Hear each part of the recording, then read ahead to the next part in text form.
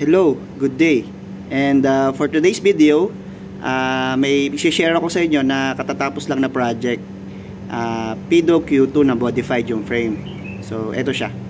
So, ito yung sinasabi ko sa inyo na Pido Q2 na modified. So, dito sa gulong, pakita ko sa inyo specs. Gumamit tayo ng PMTE Fire 12.5 by 2.25. Sa shocks, air suspension na dual crown, yan.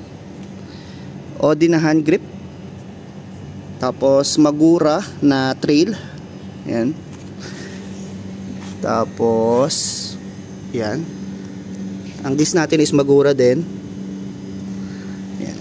Tapos custom paint, and then race pace na carbon, yan. And then yung battery natin is 72 volts na Panasonic na 50Ah. Tapos yung custom natin tong frame, yan, custom painted, pearl white siya, and then violet yung nasa ilalim na naka fade, yan.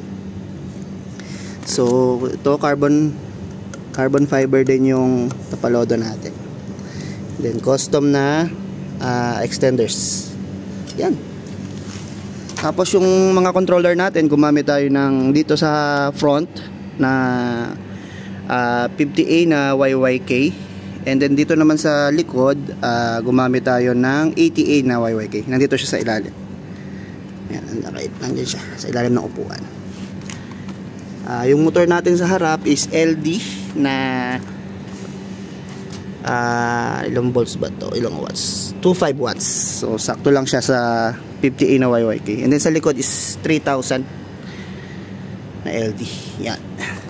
So yun. Simpleng specs lang. So yung lights natin yan, binody color din natin pearl white. So simple lang. Ito naka paint din yan, hindi yan sticker. So hindi siya nababakbak. Yan.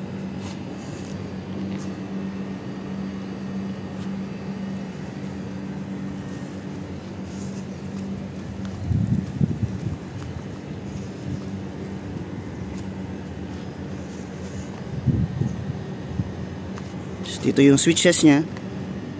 Ayan, ayan. Lights. Ito yung charging port.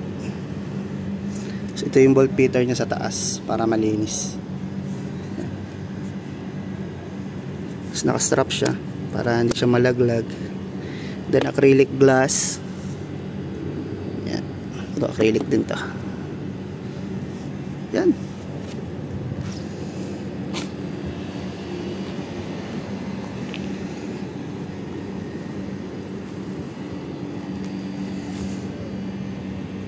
Yun lang yung mabilis na video natin para sa Q2. So if ever na may mga future builds pa tayo, i-share ko din sa inyo para ma-inspire din kayo na mag-build ng sarili nyo scooter. So yun lang. Maraming salamat, and don't forget to click like and subscribe and share na rin para sa ating mga kapwa skuteros. Maraming salamat.